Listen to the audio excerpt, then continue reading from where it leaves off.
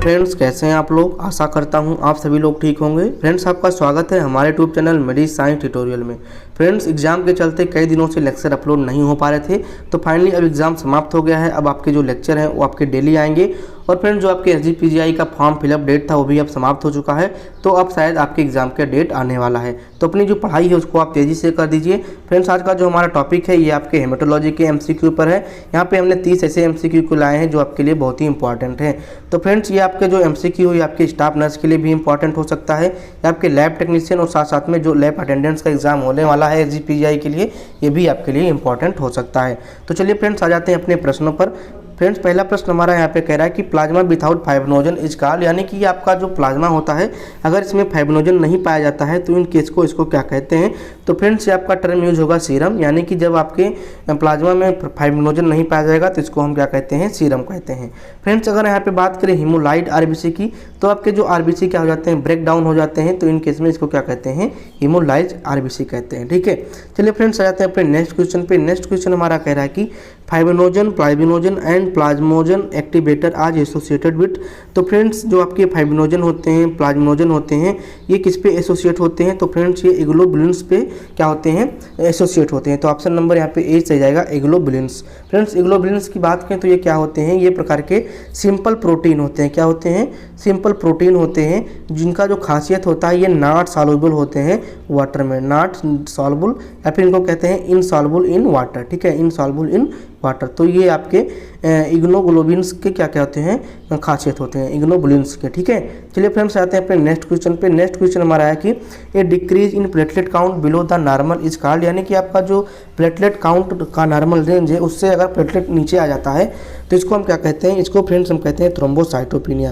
क्या कहते हैं, थ्रोम्बोसाइटोपिनिया। अगर इन केस में अगर प्लेटलेट आपका जो काउंट है वो इंक्रीज हो जाता है तो इसको क्या कहते हैं, थ्रोम्बोसाइटोसिस। लेकिन क्वेश्चन पूछा है कि नॉर्मल वैल्यू से क्या हो जाए, डिक्रीज हो जाए, तो इसको हम क्या करेंगे, थ्रोम्बोसाइटोपिनिया कहेंगे। ठीक है फ्रेंड्स, चलिए फ्रेंड्स, आते हैं नेक्स्ट क्वेश्चन पे। नेक्स्ट क्वेश्चन हमारा है कि administrator of quinine sulphonamide derivatives and gold salt drugs cause, यानी कि अगर आप यहाँ पे एडमिनिस्ट्रेट कर रहे हैं या फिर ले रहे हैं क्विनिन की गोली को या फिर सल्फोनाइड डेरिवेटिव्स को ले रहे हैं, यहाँ पे गोल्ड साल्ट को आप ले रहे हैं, तो इन केस में क्या होगा।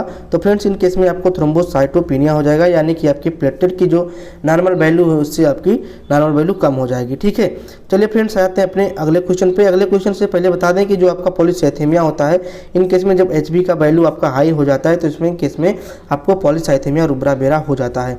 और ल्यूकोसाइटोसिस मतलब होता है कि आपका जो TLC है वो क्या हो रहा है, बढ़ गया है अपने नॉर्मल वैल्यू से। ठीक है, चलिए फ्रेंड्स, आते हैं नेक्स्ट क्वेश्चन पे। नेक्स्ट क्वेश्चन हमारा है कि in which clinical euglobulins lysing time is shortened, यानी कि आपका जो इग्लोबुलिन्स लाइसिंग है ये प्रकार का टेस्ट होता है, तो ये का जो टाइमिंग है ये कब शॉर्टेन हो जाता है। तो फ्रेंड्स, इन केस में आपका जो प्रोस्टेटिक कैंसर है इनके केस में भी, ठीक है, वेस्कुलर ट्रामा के केस में भी हो जाता है और लिवर डिजीज के केस में भी हो जाता है। तो ऑप्शन नंबर यहाँ पे सही जाएगा, ऑल ऑप्शन डी। ठीक है, चलिए फ्रेंड्स, आते हैं नेक्स्ट क्वेश्चन पे। नेक्स्ट क्वेश्चन हमारा है कि an increase in the number of platelet the circulating blood is known as, यानी कि आपका जो ब्लड है ये सर्कुलेट हो रहा है, इन केस में आपका जो प्लेटलेट है ये अगर इंक्रीज हो गया है तो इस केस को क्या कहते हैं। तो हमने आपको पहले ही बता चुका है कि इसको हम थ्रोम्बोसाइटोसिस कहते हैं। ठीक है फ्रेंड्स, चलिए फ्रेंड्स, आते हैं नेक्स्ट क्वेश्चन पे।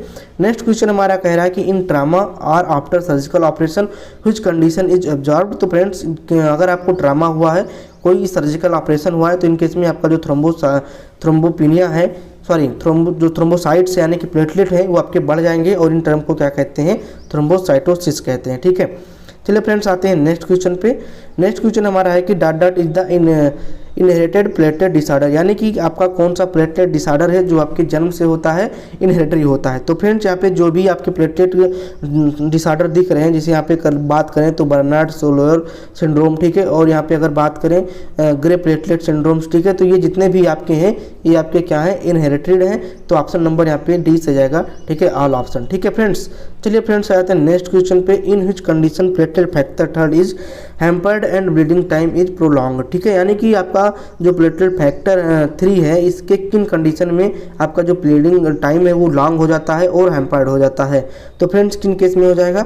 तो फ्रेंड्स, ये आपके थ्रोम्बोअस्थीनिया के केस में हो जाएगा। तो ऑप्शन नंबर यहाँ पे क्या से जाएगा, बी से जाएगा, थ्रोम्बोअस्थीनिया। ठीक है, चलिए फ्रेंड्स, आते हैं अपने नेक्स्ट क्वेश्चन पे। नेक्स्ट हमारा है कि इन multiple blood and platelet transfusion dot dot antibodies can appear, यानी कि एक पेशेंट है उसको आप मल्टीपल ब्लड को दे रहे हैं या फिर मल्टीपल प्लेटलेट को दे रहे हैं, तो इन केस में आपका जो एंटीबॉडी है वो कौन सा अपेयर होगा। तो फ्रेंड्स येलो एंटीबॉडी यहाँ पे अपेयर होते हैं, तो ऑप्शन नंबर यहाँ पे क्या जाएगा, ए सही जाएगा, येलो एंटीबॉडी। ठीक है, चलिए फ्रेंड्स आते हैं नेक्स्ट क्वेश्चन पे। नेक्स्ट हमारा है कि all are the true splenotomy in hereditary spherocytosis except, यानी कि एक को छोड़ के जो आपके स्प्लेनोटॉमी है इन केस में आपको ट्रू लगता है। तो फ्रेंड्स आपके जो स्पेरोसाइटोसिस डिसअपेयर फॉलोइंग स्प्लेनोटॉमी, तो ऑप्शन नंबर यहाँ पे डी से जाएगा। ठीक है, इसका मतलब क्या होता है कि जब आपका स्प्लीन को रिमूव किया जाता है तो इसको कहते हैं स्प्लेनोटॉमी। ठीक है, चलिए फ्रेंड्स आते हैं नेक्स्ट क्वेश्चन पे। नेक्स्ट क्वेश्चन हमारा है कि beta thalassaemia major is cause mainly by, यानी कि आपका जो बीटा थैलेसीमिया मेजोर है वो किसके कारण काज होता है, इसका मेन रीज़न क्या है। तो फ्रेंड्स इनका जो मेन रीज़न होता है पॉइंट म्यूटेशन का होता है, जो कि एक जेनेटिक प्रॉब्लम है। तो ऑप्शन नंबर यहाँ पे क्या सही जाएगा, ए सही जाएगा, पॉइंट म्यूटेशन। ठीक है, चलिए फ्रेंड्स आते हैं नेक्स्ट क्वेश्चन पे। Next is if the skin puncture the time taken between appearance of blood cessation of bleeding is known as, यानी कि फ्रेंड्स कह रहा है कि अगर आप कोई स्किन को पंचर कर रहे हैं और ब्लीडिंग होने में बहुत टाइम दिख रहा है, यानी कि जो आपका ब्लड है बाहर आने में बहुत टाइम लग रहा है, तो इन केस को आप क्या कहते हैं।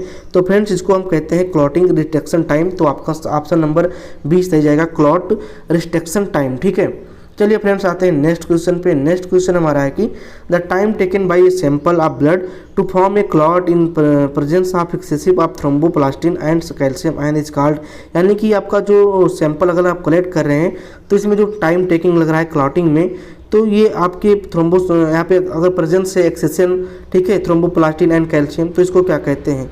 तो फ्रेंड्स इसको हम कहते हैं प्रोथ्रोम्बिन टाइम। तो ऑप्शन नंबर यहाँ पे जो सही जाएगा वो डी सही जाएगा, प्रोथ्रोम्बिन टाइम।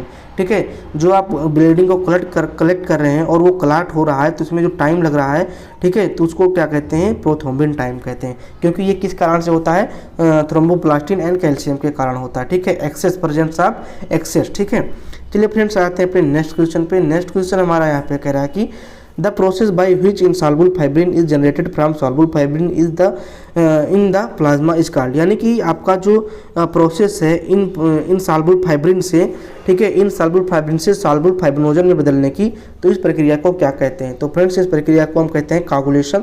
तो ऑप्शन नंबर यहाँ पे क्या सही जाएगा, 20 सही जाएगा।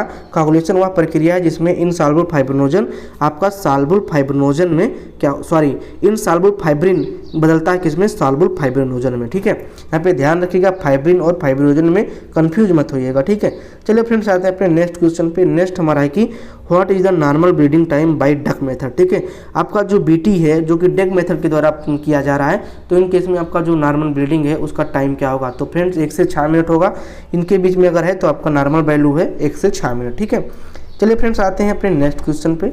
नेक्स्ट क्वेश्चन हमारा कह रहा है कि what is the normal prothrombin time. तो फ्रेंड्स जो नॉर्मल प्रोथ्रोम्बिन टाइम होता है वो आपका सेकंडों में किया जाता है, तो 13 सेकंड अगर है तो इन केस में आपका नॉर्मल प्रोथ्रोम्बिन टाइम होता है। ठीक है, चलिए फ्रेंड्स आते हैं नेक्स्ट क्वेश्चन पे। नेक्स्ट हमारा है कि for determination of prothrombin time which of the following is added into cited plasma, यानी कि अगर आप डिटर्मिनेशन कर रहे हैं प्रोथ्रोम्बिन टाइम का, उसमें अगर आप क्या कर रहे हैं, साइटेड प्लाज्मा को ऐड कर रहे हैं, तो फ्रेंड्स ये आपका किस चीज़ को इंडिकेट करता है। तो फ्रेंड्स ये आपके प्रोथ्रोम्बोप्लास्टिन और कैल्शियम दोनों को ऐड मतलब कि इंडिकेट करता है।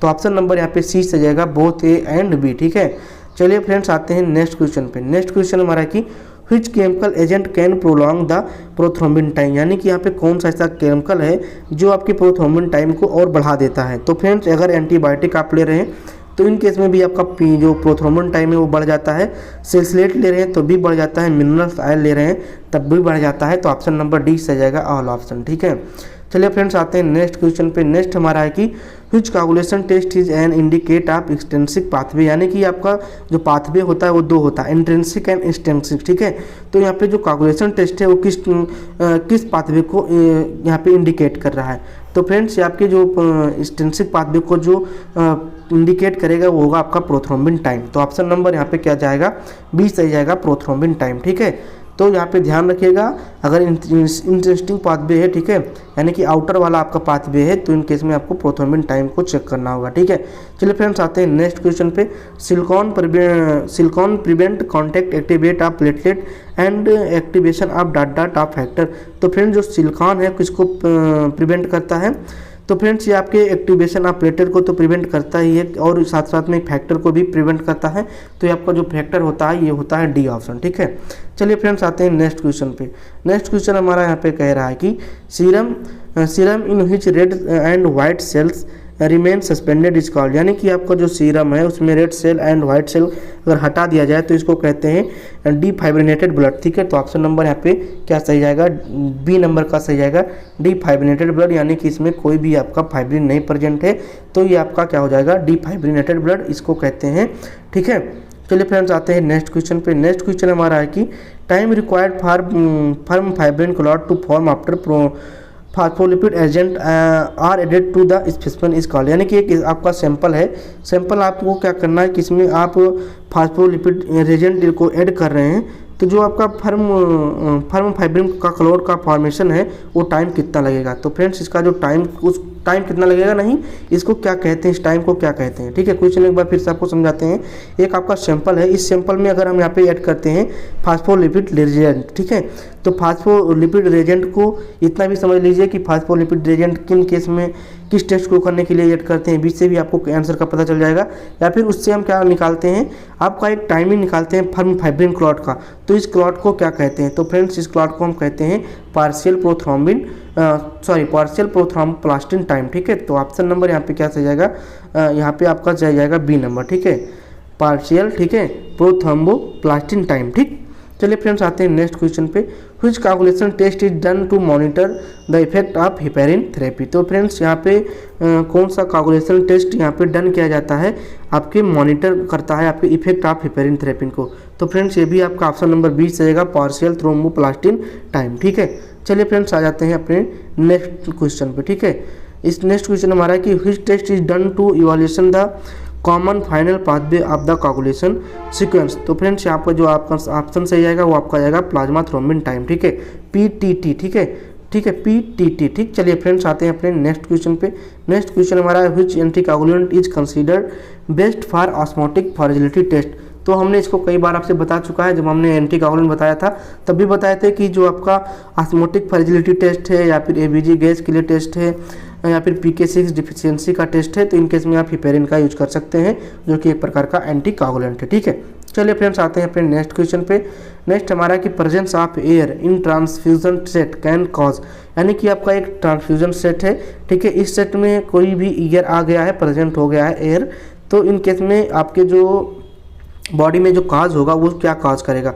तो फ्रेंड्स इसको कहते हैं इम्बोलिज्म, ठीक है, क्या कहते हैं, इम्बोलिज्म, ठीक है, इम्बोलिज्म कहते हैं, इम्बोलिज्म नहीं इम्बोलिज्म कहते हैं। तो ऑप्शन नंबर 8 सही जाएगा। इम्बोलिज्म के केस में जो आपका ट्रांसफ्यूजन सेट होता है, जहाँ पे एक पेशेंट से दूसरे पेशेंट में या फिर जो डोनर होता है, ठीक है, डोनर से जो एक्सेप्टर होता है यानी कि पेशेंट होता है, इसमें अगर ब्लड को आप डाल रहे हैं, चढ़ा रहे हैं, तो इन केस में अगर उसमें प्रेजेंट हो जाता है एयर, तो इसको क्या कहते हैं, इसको कहते हैं हम इम्बोलिज्म, ठीक है। चलिए फ्रेंड्स आते हैं नेक्स्ट क्वेश्चन पे।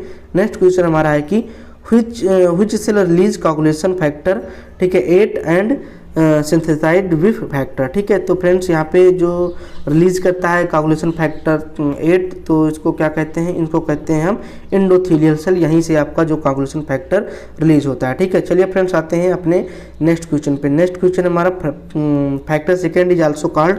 तो फ्रेंड्स फैक्टर सेकेंड को आप सभी को पता होगा, इसको हम बोलते हैं प्रोथ्रोम्बिन, ठीक है। तो ऑप्शन नंबर यहाँ पे 20 से जाएगा प्रोथ्रोम्बिन, ठीक है। चलिए फ्रेंड्स आते हैं अपने नेक्स्ट क्वेश्चन पे। Factor 7 is also called. तो फ्रेंड्स फैक्टर 7 को हम कहते हैं स्टेबल फैक्टर। तो ऑप्शन नंबर यहाँ पे सी से जाएगा।